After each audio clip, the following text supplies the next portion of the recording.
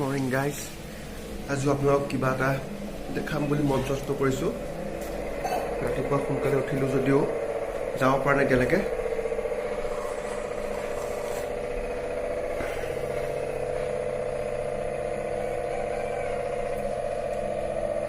লেংৰি নে কিবা এটা চাহপাতৰ ব্ৰেণ্ড আছে এতিয়া কাৰ্বিআংলঙত বহুলভাৱে প্ৰসিদ্ধ ইয়াত লেংৰি চাহপাতটোৰ নাম বেয়া নহয় চাহখিনি ঠিকে আছে চাহৰ কথাটো আপোনালোকে জানেই চাহৰ কাৰণে মই বিখ্যাত নহয় চাহৰ কাৰণে মই কি চাহৰ মই প্ৰেমিক চাহ তাহ খাম ওচৰৰ এটা জেগাত যাম কাৰণ মোৰো ইয়াৰ পৰা বিদায় লোৱা টাইম আহি পাইছেহি আজি ভোজ হ'ব ভোজৰ পিছত কাইলৈ হয়তো মই যাবগৈ পাৰোঁ বা কাইলৈ মই থাকিব পাৰোঁ ইমান 100% গেৰাণ্টি নহয় আজিয়ে কেইটামান শ্বট ল'ম ভাল ভাল জেগাত যিমান পাৰোঁ আৰু ৰাতিপুৱা কাইলৈও তেনেকুৱা 5:30 6টা বজাত আজি নিচিনাকৈ আকৌ ওলাই দিম চ' কাইলৈও কাৰণেও কেইটামান শ্বট হৈ যাব ভিডিঅ'টো চাই থাকিব এটা লাইক এটা কৰি দিব পাৰে কিন্তু দেই ইচ্ছা কৰিলে একো আপোনাৰ টকা খৰচা নহয় কমেণ্ট এটা কৰিলেও মটিভেশ্যন পাম আৰু ছাবস্ক্ৰাইব কৰি লওক যদি নতুন ভিউৱাৰ হয়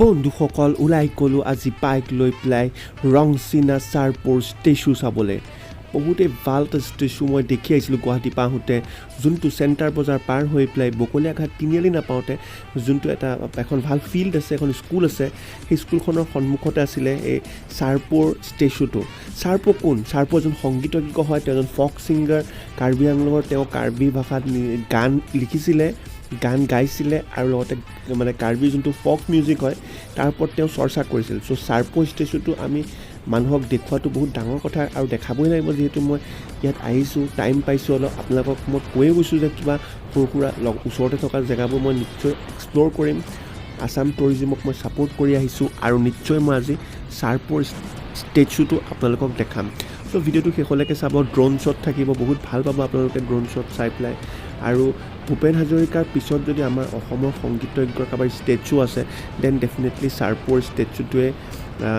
মানে যোনটো চাবলগীয়া হ'ব সেইকাৰণে এতিয়ালৈকে যদি চাই আছে লাইক এটা কৰি দিয়ক কমেণ্ট কৰক কেনেকুৱা লাগিছে আপুনি চাৰপোৰ ষ্টেচুটো দেখিছেনে কাৰ্বি আংলঙৰ বকলীয়াঘাটত অৱস্থিত যদি দেখিছে কমেণ্টত কমেণ্ট কৰক খুব ধুনীয়া এটা প্ৰাকৃতিক সৌন্দৰ্যৰে ভৰা গছ গছনি লগতে পিছফালে পাহাৰ আছে আৰু চাৰপো ষ্টেচুটো ইমান ধুনীয়াকৈ বনাইছে খুব ভাল লাগিব আপোনালোকক মই আপোনাক 100% গেৰাণ্টি দিছোঁ ভিডিঅ'টো শেষলৈকে চাই থাকক আৰু মোক এতিয়া কমেণ্টত জনাওক যে আপোনালোকেও চাৰপোৰ ষ্টেচুটো দেখিছে বা চাৰপোৰ বিষয়ে আপোনালোকে জানে ফক মিউজিচিয়ান হিচাপে তেওঁ বিৰাট পপুলাৰ কাৰ্বি আংলঙত আৰু সেইকাৰণে মই ওলাই আহিলোঁ ষ্টেচুটো আপোনালোক দেখাওঁ নতুনকৈ বনাইছে খুব ধুনীয়া সেইকাৰণে ভিডিঅ'টো চাই থাকক অলপ পিক আপটো দি দিম আৰু ইমান লাহে লাহে গ'লেতো নহ'ব চ' এনজয় কৰক চিনেমেটিক মুমেণ্ট পাব ড্ৰোন শ্বট পাব আৰু গ্ৰীনেৰীখিনি চাই থাকিলে আপোনাৰ নিজৰ মনটো খুব ভাল লাগিব কংক্ৰিট জীৱন যোনটো গুৱাহাটীত মই সদায় বাস কৰি আছোঁ তাৰ পৰা ওলাই আহিছোঁ আৰু বকলীয়াঘাটত থাকি এইকেইদিন খুব ভাল লাগিছে নেচাৰৰ লগত মিলি যোৱা নিচিনা লাগিছে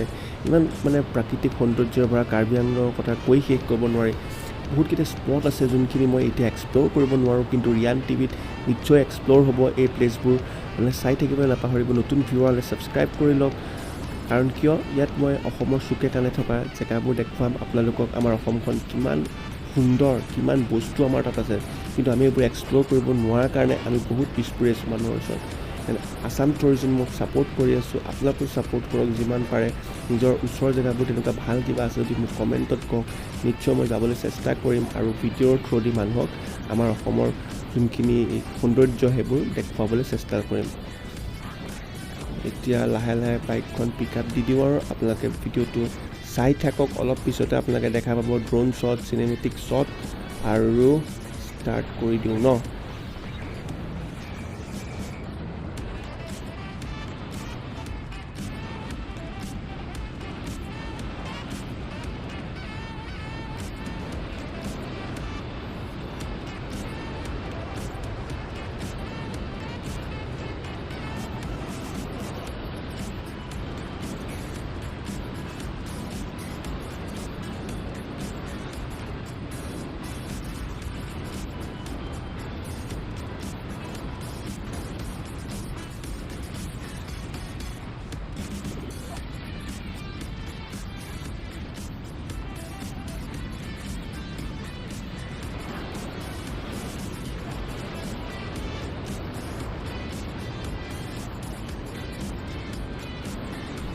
কাৰ্বি আংলঙৰ বাকীসকলক মই এটাই অনুৰোধ জনাম যে আপোনালোকে ব্লগিং ষ্টাৰ্ট কৰক। আপোনালোকৰ জেগাত ইমান ধুনীয়া ধুনীয়া বস্তু আছে, আপোনালোকে কিয় ব্লগ নকৰে, আপোনালোকে কিয় ইউটিউবত এইবোৰ আপলোড নকৰে? এতিয়া টাইম আহি গ'ল যে কি আপোনালোকৰ প্লেচটোৰ বিষয়ে আপোনালোকে মানুহক জনাওক। কাৰণ কিয় বহুতখিনি বস্তু আছে যিখিনি আধা এতিয়ালৈকে এক্সপ্ল'ৰ হোৱা নাই। ইমানকেইটা ৱাটাৰফল আছে, সেই ৱাটাৰফলৰ লগতে আৰু সৰু সৰুকৈ ইমান ধুনীয়া ধুনীয়া প্লেচ আছে। সেইবোৰ আপোনালোকৰ মই ভাবোঁ যে কৰ্তব্যৰ টাইপেই হয় এক প্ৰকাৰ। সেই কৰ্তব্যটো পালন কৰক, কাৰণ কি ইমান ধুনীয়া ধুনীয়া জেগা আছে যিবোৰ আপোনালোকে ৰাইজক মানে সমস্ত অসমবাসীক দেখুৱাটো দৰকাৰ, য'ত নেকি মানুহ আপোনালোকৰ জেগালৈ তেতিয়া আহিব আৰু আপোনালোকৰ যোনটো টুৰিজিম এটা ইণ্ডাষ্ট্ৰী ভাল এটা গঠন হৈ উঠিব। লাহে লাহে দুদিনততো একো কামেই নহয়, কিন্তু আপোনালোকে আজি ষ্টেপ ল'লে নিশ্চয় আপোনালোকে দেখা পাব যে কি আপোনালোকৰো এনেকৈ টুৰিজিম আহিব, আপোনালোকৰো টুৰিষ্টসমূহে আপোনালোকৰ ইকনমিটো ডেভেলপ কৰিবলৈ সহায় কৰিব। জেগাবোৰ খুব ভাল, কিন্তু ৰাস্তাবোৰ কণ্ডিশ্যনে ইমান ঠিক নহয়। আপোনালোকে চাগে নিশ্চয় দেখিছে ইমান গাঁত আছে। ৰাস্তা এইটোতো হাইৱে হয়, এইটো দি গৈ আপোনাৰ নাগালেণ্ড ডিমাপুৰলৈকে যায়গৈ। চ' এই ৰাস্তাটো অলপমান ভাল কৰাটো অত্যন্ত প্ৰয়োজনীয়, কাৰণ মণিপুৰলৈকে যদি যাবলৈ বিচাৰে আপুনি এইটো ৰাস্তা দিয়ে যাব পাৰিব, ডিমাপুৰ হৈ পেলাই কোহিমা হৈ পেলাই যোনটো মণিপুৰ ৰাস্তা। চ' এই ৰাস্তাটোৰ কণ্ডিশ্যনটো কিন্তু মই ইমান ঠিক দেখা নাই। এই আহি পালোহি আপোনাৰ চাৰপৰ ষ্টেচুটো। চাই থাকক ভিডিঅ'টো, চিনেমেটিক শ্বট ষ্টাৰ্ট হ'ব, ড্ৰোন শ্বট ষ্টাৰ্ট হ'ব। এতিয়া এটা লাইক কৰি দিয়ক, মই আপোনালোকৰ কাৰণে বহুত কষ্ট কৰি আছোঁ। ছাবস্ক্ৰাইব কৰি দিয়ক চেনেলটো যদি নতুন ভিউৱাৰ হয়। Then let's start. 1 2 3।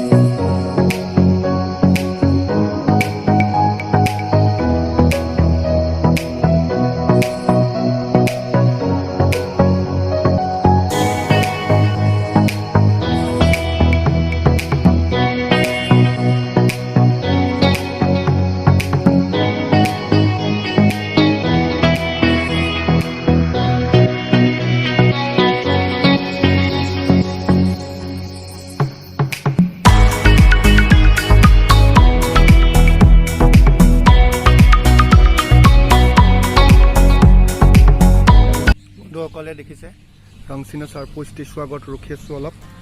জেগাখিনি আপোনাৰ চেণ্টাৰ আৰু হাওৰাঘাট তিনিআলিলৈ যোৱা ৰাস্তাটোৰ মাজতে অৱস্থিত হয়, ৰাস্তাৰ লগতে হয়। আপোনালোক কেতিয়াবা আহি পেলাই অলপ টাইম স্পেণ্ড কৰিব পাৰে। বিৰাট ধুনীয়া হয় ষ্টেচুটো।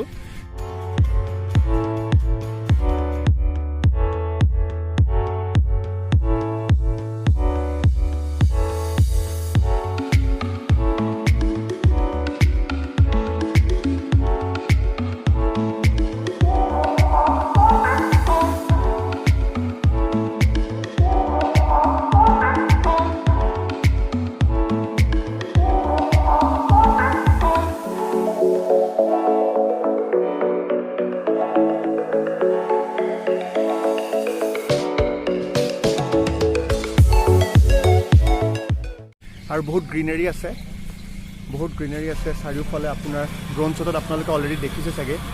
ড্ৰোন শ্বটখিনি বহুত কষ্ট কৰি আপোনালোকে আনিছোঁ। এটা লাইক আৰু এটা কমেণ্ট দিলে খুব ভাল পাম। আৰু নতুন নতুন ভিডিঅ' চাবৰ কাৰণে এতিয়াই ছাবস্ক্ৰাইব কৰি লওক। এনেকুৱা সৰু সৰু জেগা, বহুত ভাল প্ৰাকৃতিক মনোৰমেৰে ভৰা দৃশ্যাৱলী চাবলৈ হ'লে ৰিয়ান টিভি ছাবস্ক্ৰাইব কৰাটো অত্যন্ত প্ৰয়োজনীয়। আৰু আমাৰ অসমতে ইমান ধুনীয়া ধুনীয়া জেগা আছে। আছাম টুৰিজিমক মই ছাপোৰ্ট কৰিছোঁ মোৰ ভিডিঅ'ত যিমান পাৰোঁ। আছাম টুৰিজিমৰ চুকে কোণে থকা যিমানবোৰ স্পট আছে দেখাবৰ কাৰণে যত্ন কৰিম। আৰু ভিডিঅ'টো কেনে পালে ক'ব। আৰু আপোনালোকে যদি এই জেগাটোত গৈছে দেন কমেণ্টত কমেণ্ট কৰিব আৰু নতুন ভিডিঅ'ৰ কাৰণে অপেক্ষা কৰক। আপোনালোকে দেখা পাইছে চাগে কিমান ধুনীয়া পাথৰ আৰু লগতে ষ্টেচুকেইটা আছে, লগতে গ্ৰীনাৰী আছে।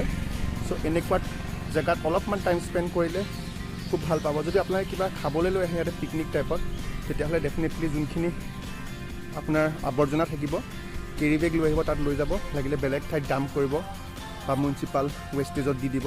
কিন্তু ইয়াতে আপোনালোকে পানী বটল খাই বা চিপছৰ পেকেট বহুত দেখিছোঁ, এইবোৰ কাম নকৰিব। কাৰণ এইবোৰ বহুত এটা প্ৰাকৃতিক সৌন্দৰ্যৰ ভৰা। প্লাষ্টিকৰ পেকেট খাই চিপছৰ পেকেট এইবোৰ জেগাত আপোনালোকে নেপেলাব। চ' লাইক কৰিব, শ্বেয়াৰ কৰিব ভিডিঅ'টো। যদি আপুনি কাৰ্বি আংলং bakaliaghaতৰ নিবাসী হয়, আপোনালোকৰ জেগাটো পপুলাৰ কৰক, শ্বেয়াৰ কৰক যিমান পাৰে। আৰু নেক্সট ভিডিঅ' চাবৰ কাৰণে অপেক্ষা কৰক। জয় আই অসম।